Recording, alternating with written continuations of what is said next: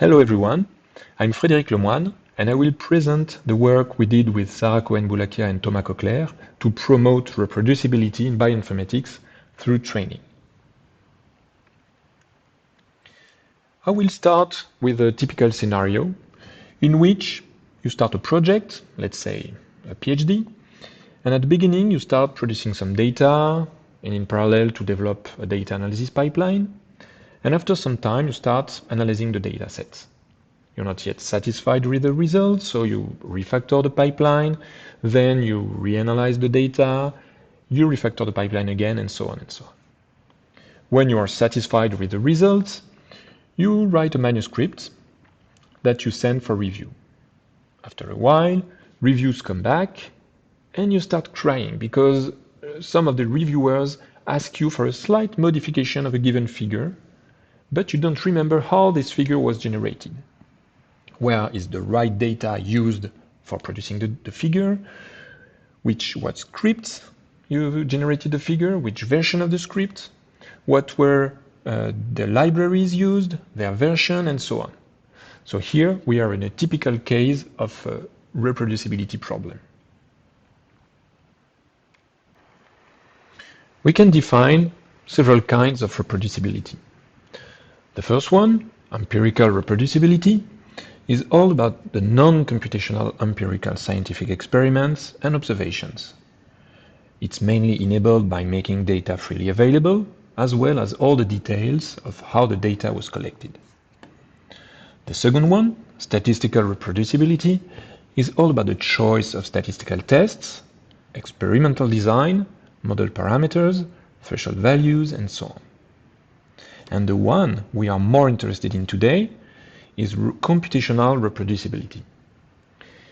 Computational reproducibility is related to the detailed information about the code, the software, hardware, and implementation details of a given data analysis. In computational reproducibility, our goal is to document how the data has been produced. In our field, in bioinformatics, many challenges have been described in the past 10 years. For example, on the left-hand side of the slide, we can cite this paper published in 2012 in Nature Reviews Genetics, in which the authors tried to sample 50 papers among 400 published papers in 2011. This paper all used BWA. And among these 50 papers, 31 did not provide neither version of the tools, parameters of the tools, nor the reference genome version used. That's kind of problematic. 4 papers among these 50 did only provide the settings of the tool used. 8 papers provide only the version of the tool, and 7 only provided all the necessary details. On the right-hand side of the slide, this other publication in 2011 in PLOS ONE analyzed 500 papers published in 2009 in the highest impact factor journals. Among these 500 papers, 30% did not provide public data online. Actually, they were published in journals with no data availability policy. 59% of the papers did not fully adhere to the policy of the journals, and 3% deposited only the required data and a willingness to share. Overall, 9% of the papers provided full primary raw data online, which is very few. More recently, in 2016, Nature published this survey, in which they tried to assess the current awareness about this issue. 52% of the respondents thought that yes, there is a significant crisis. 38% thought that yes, there is a slight crisis. So now we can say that, okay, we know that there is a problem in reproducibility, and a lot of scientists are aware of it. So the question we ask is, what can we do to improve the situation? In the same survey in 2016, among the factors that can boost the reproducibility of the experiments, better teaching is quite highly ranked. And actually, we totally agree that teaching is a major lever for promoting current best practices and to improve some of the other points listed here. such as better understanding of statistics, better mentoring, supervision, and so on. So in terms of teaching, many initiatives have been undertaken recently. I won't go into much details of these different papers, but globally, what we can say is that these papers or these initiatives differ in terms of the topic they are about. It can be neuroscience, bioinformatics, data science, and so on. They differ in terms of number of students trained, in terms of the size of the group of students they manage, and they differ in terms of technologies that are taught.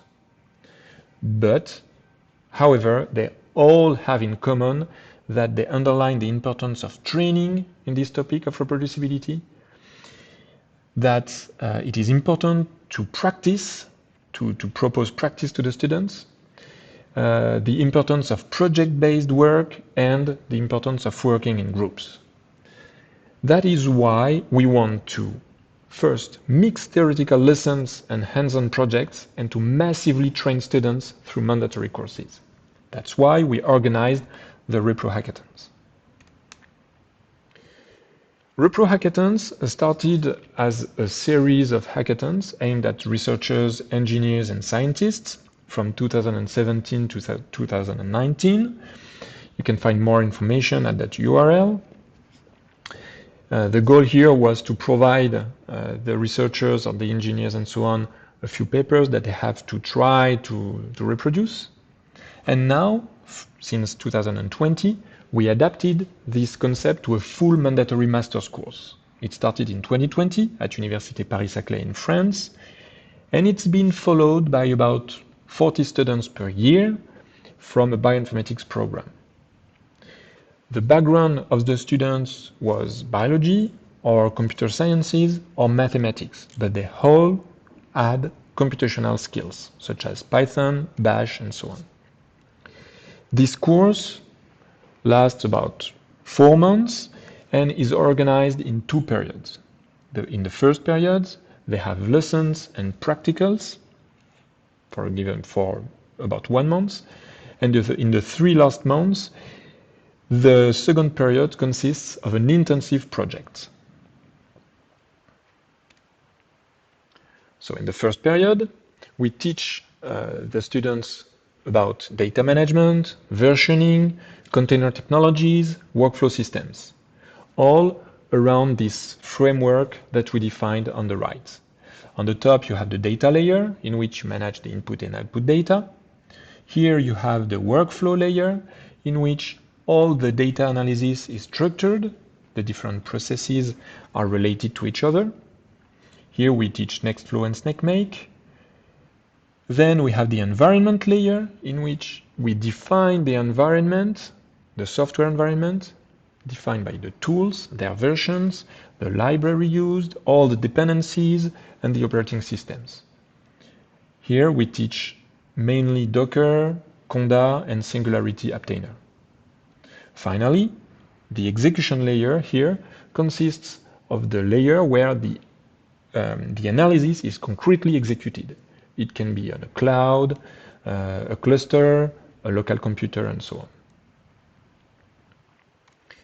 In the second period, the students work on a 3-month project during which they first read and understand the publication, and they re-implement the described analysis with a reproducible workflow. Here they apply the concepts that they have seen in the first period. To do so, they form small groups of 3 to 4 students. They have to choose a workflow system. It can be Nextflow and SnakeMake. And they choose a container engine for building and running the containers. It can be Docker or Singularity Obtainer. We organize one-to-one progress meetings between the professors and all the groups on a weekly basis. And all of it requires a lot of personal work. We estimate it at around 30 hours per student. Finally, we provide to the students computational resources from the French Bioinformatics Institute cloud. All the groups can configure and turn on a virtual machine to execute their workflow. So this project lasts for about 3 months, during which they will have to work on the following publications. So they will have to analyze uveal melanoma RNA-seq data from Harbaugh et al. And Furny et al. In the first paper, the authors sequenced RNAs from uveal melanoma patients that have either a mutated SF3B1 genes or not. Though this gene is a splicing factor, they did not find any splicing difference between the patients.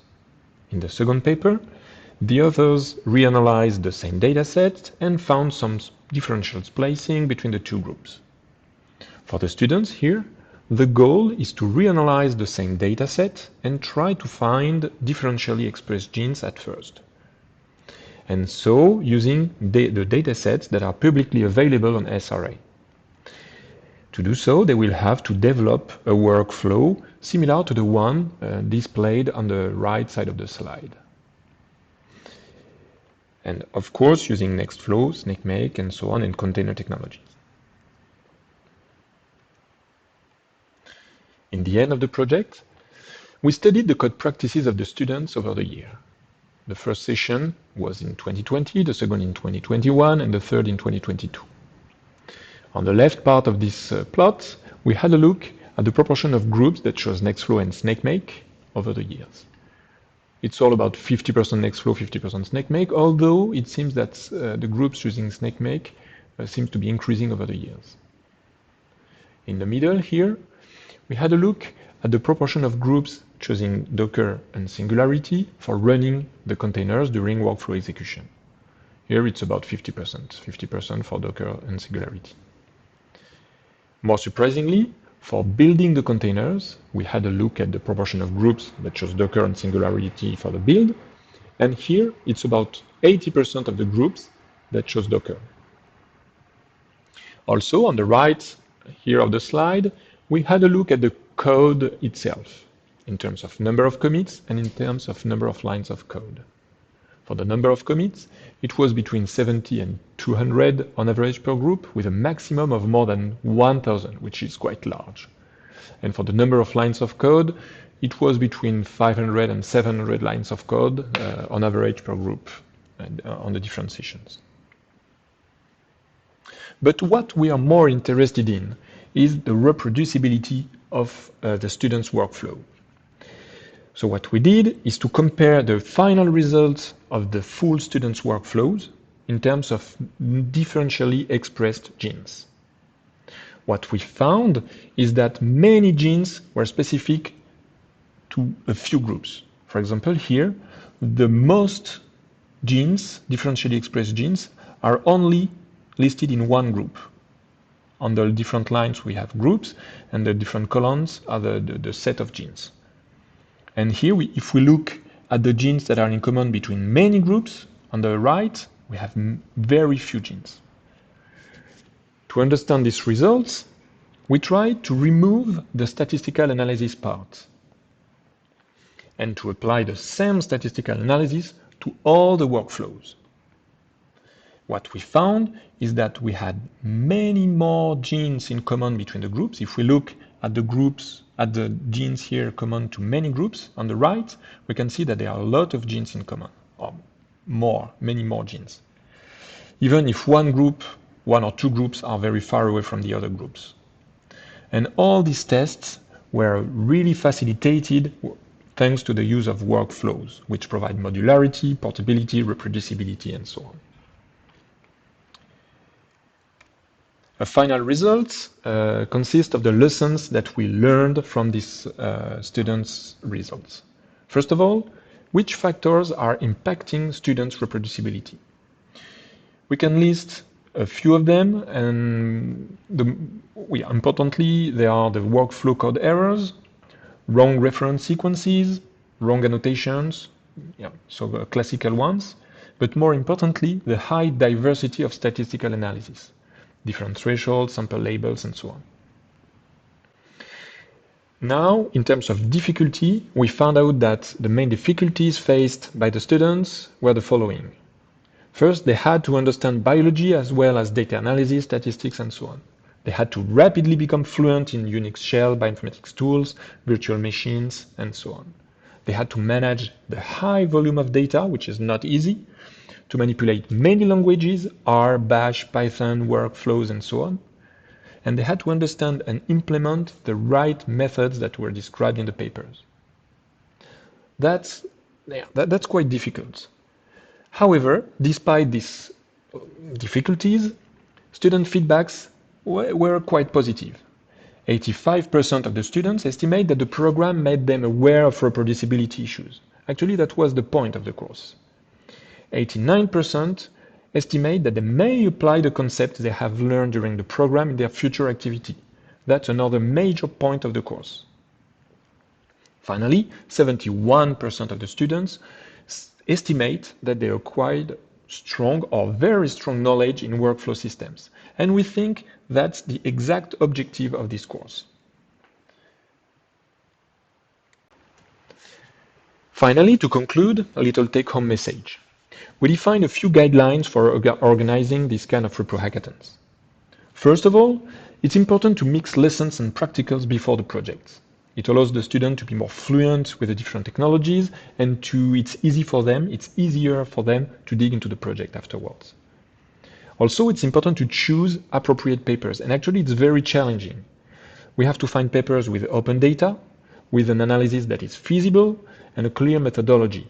And if you look at the current papers, a lot of them provide a really complex analysis that are not easy or not possible to do for master students in the time of the project.